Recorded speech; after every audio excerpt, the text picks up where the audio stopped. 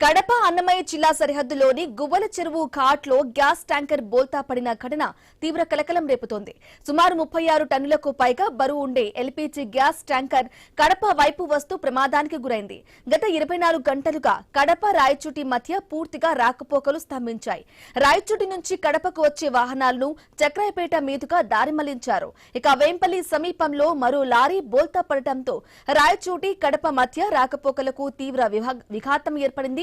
గువ్వల చెరువు ఘాట్లో బోల్తా పడిన గ్యాస్ ట్యాంకర్ ను తొలగించే క్రమంలో వినియోగించిన 3 క్రేన్లు పూర్తిగా దెబ్బతినడంతో సహాయక చర్యలకు తీవ్ర ఆటంకం ఏర్పడింది. ఇక ఐఓసీ అధికారులు ప్రత్యామ్నాయ చర్యలు చేపట్టారు. గువ్వల చెరువు ఘాట్ ఘటనపై మా కడప ప్రతినిధి ప్రసాద్ శర్మ మరింత సమాచారం అందిస్తారు.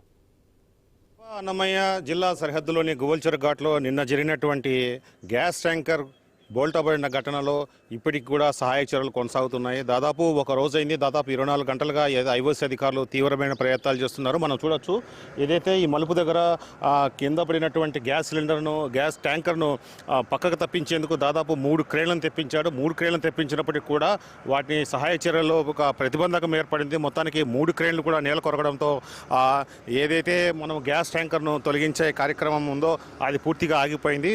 దీంతో వెంటనే హుటాహుటిన ఐఓసీ అధికారులు వెంటనే ఒక 3 ప్రత్యేకమైన ఖాళీ ట్యాంకర్లను ఇండియన్ గ్యాస్ సంబంధించినటువంటి ఐఓసీ అధికారులు తెప్పించి ఒక్కొక్క ట్యాంకర్లో కొంత గ్యాస్ను ఫిల్ చేసి తర్వాత పంపిస్తున్నారు. ఇదే క్రమంలో దాదాపు 1 గంట క్రితము ఏదైతే బోల్ట్ పడినటువంటి గ్యాస్ ట్యాంకర్ నుంచి గ్యాస్ను మరో ఖాళీ ట్యాంకర్లోకి ఎక్కించే ప్రయత్నం ముమ్మరంగా సాధ్యం. దాదాపు 36 టన్నులు బరువు ఉన్నటువంటి ఈ గ్యాస్ ట్యాంకర్ అటువైపు నుంచి రాయచోటిని వస్తూ మలుపు దగ్గర డౌన్లో అదుపు తప్పి ఒక వారకు పడిపోయింది. ఈ నేపథ్యంలో మొత్తం ఈ రాయచోటి కడప మధ్య ఉన్నటువంటి ప్రధాన రహదారుల గువ్వల చెరువు ఘాట్ దగ్గర మొత్తం రాకపోకలు పూర్తిగా స్తంభించాయి. నిన్న మధ్యాహ్నం నుంచి ఇదే పరిస్థితి కొనసాగుతోంది.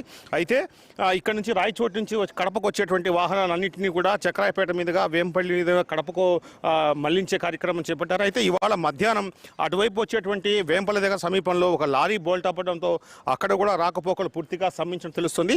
దాదాపు ఐఓసీ అధికారులు గత 2-3 గంటలుగా మొత్తానికి ఈ గ్యాస్ను మరో ప్రాంతానికి మరో సిలిండర్లకి ట్యాంకర్లకు ఎక్కించే ప్రయత్నం ముమ్మరంగా సాగుతోంది.